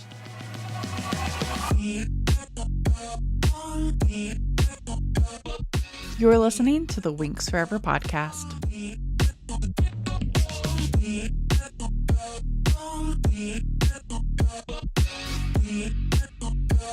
So now we're like on this like hill overseeing Althea and like it's sunset time and Bloom wrestles with like the guilt after taking a life, fearing the power that's inside of her. And Dowling like tries to reassure Bloom that, while taking a life is a serious burden that she'll carry forever, it was necessary to stop Rosalind and that Mm-hmm. the other world is a better place without her. Like That she said that. Rosalind Hale, like, oh. Yes. Oh my. Bloom worries about like controlling her power and like Dowling encourages her to use it to protect those she loves. And then as like the sun starts to set, Dowling and Bloom like hug one last time before Dowling dissipates into like this fairy essence and all the girls minus Flora and Musa like kind of see her off, leaving Bloom with like just the other girls to like yeah, kind of see this like beautiful but also really tragic moment as like a part of being a fairy. So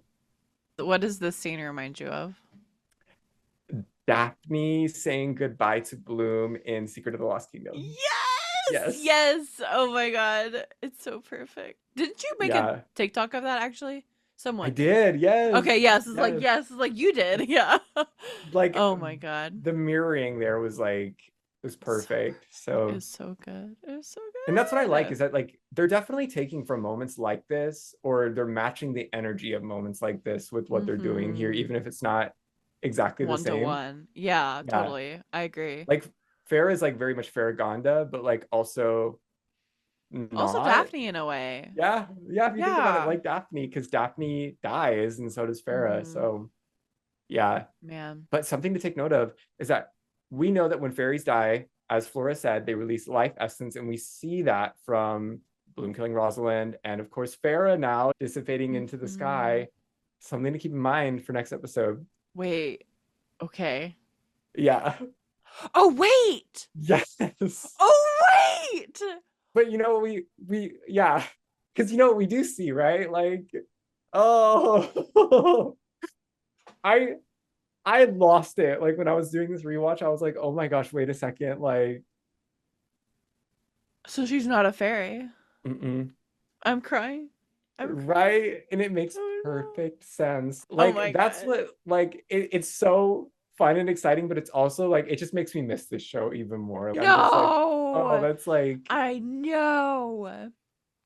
seeing the Man. craft in that sense. But oh well, I yeah, I'm so jazzed for the next episode now. Oh my right. god. I'm sad, but I'm Um, excited. right? I cannot wait for us to talk about that one. Oh my Um, god. Okay. oh, this next scene Yeah. is good because like I didn't catch this until watching it this time around. At nightfall, the specialists sneak around the Blood Witch HQ, and we get this playful post-situationship banter between Dane and Riven. Honestly, 'cause they haven't really talked about Yeah. what happened. this moment hints that they've made up because they exchanged some smiles. And I think Dane made a comment to Riven like, oh yeah, your lower body needs some work or something, lifting Yeah, him up or yeah. something. But the way that they ended it with their glance, I'm like, okay, so like they're like cool They're now. good. They're fine. So Yeah. upon entering the headquarters, they find that it's been deserted and they realize that the Blood Witches knew that they were coming. Of course. Yeah, because there's a I mole in the school and the mole's gray. yeah. Like, That I know like I feel like for this reason, the specialists are really bad at what they do. mhm. They like what do they specialize in? What is it? What okay, Amarel says it in the 4 Kids dub.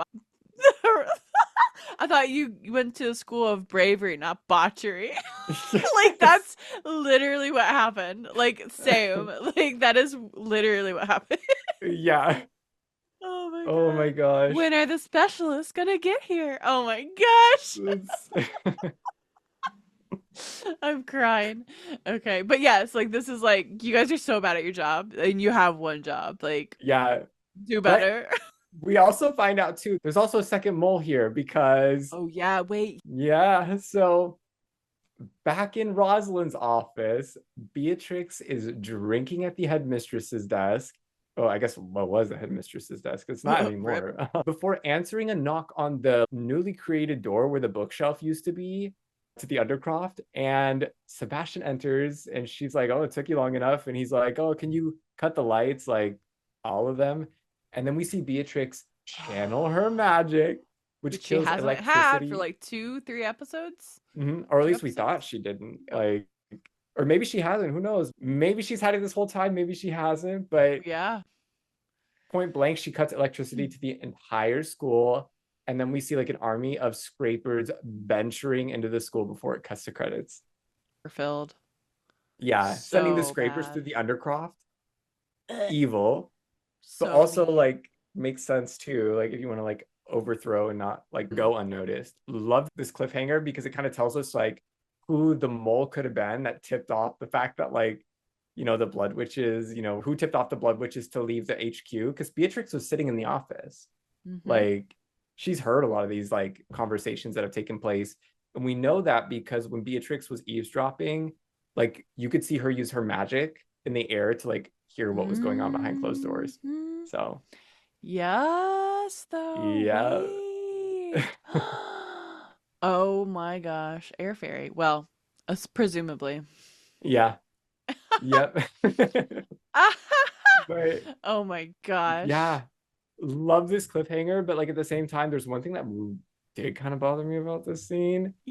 And it was the fact that like how was she able to take down the school's entire electricity grid if we learned in season 1 from Tara that like Is the energy wells under Althea are like what powers the school and like the stone circle is kind of part of that. So it's not really explained. I didn't think about that.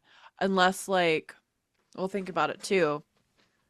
Sebastian not only had her power, he Mhm. had like a lot of different fairies' powers. So we could have like supercharged Beatrix or Yeah. I guess we have seen Beatrix kill communications before, like with Bloom's phone in season 1 in the war Mm-hmm. room. Yeah. Yeah.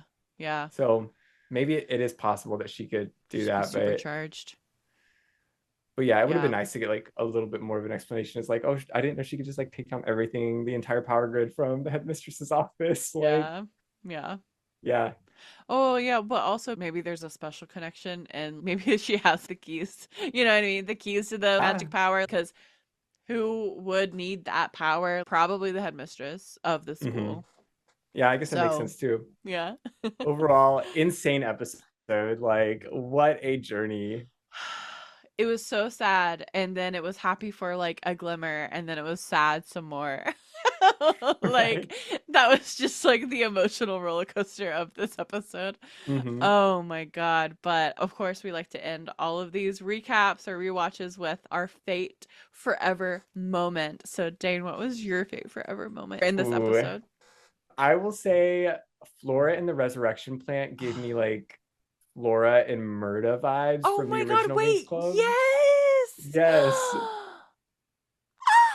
like a You're little bit of so that. right. Yeah, just because like she did bring Murda back from being a pumpkin in the animated Yeah. series, and like here she kind of does this little investigative journey on how to bring back Miss Dowling. So well, yeah, mine definitely was like Farrah's like farewell with Bloom, and like the yeah. like no, for real. Like I know that you have that written here like as like another like Mhm. call out, but like that one was for real like mine. Like it was so like the fact that it's just so obviously paralleled from Secret of the Lost Kingdom, but I cried like a baby watching this. It was so painful Yeah. because I love Eve Best so much, and I love Farrah's character so much, and the fact that we didn't get to keep her and the rest of the season is so sad. But also, I don't know if I could have dealt with that badly botched green screen job for the Yeah. another Oh full no. episode.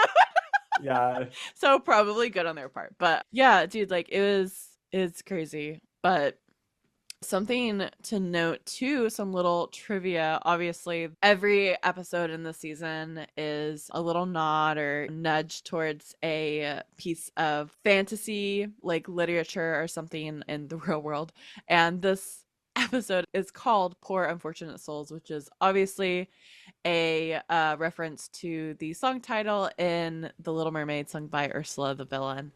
And honestly, like same, like that, like it's a good encompassing title for this episode because I Yeah. just the amount of times like in this like episode that we both said, man, this is so sad. Right. And you're Like just like, wow, this truly, is unfolding like oh in a completely different direction than I think everybody anticipated. So yeah, yeah, yeah, just but heartbreaking, but really good truly, episode though. Like definitely my favorite episode drama wise. Like the amount of drama in this was God, so good. I ate it up. really Like it was just I was all for it. Yeah, it was super good. I'm super excited for the next episode. So be sure to tune in to the next episode where we are going to dive into the final episode of Faith the Winx Saga. So yeah, Dane, thanks as always for doing these with me. I literally like I couldn't do these without you. This has been so much fun, and I'm looking forward to ending strong with our last episode. Wow. Yeah, me too.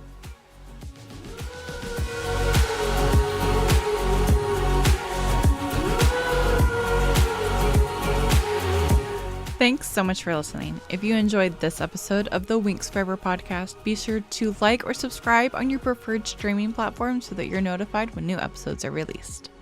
The theme for the Winx Forever podcast is the song She Makes Magic by Big Wild.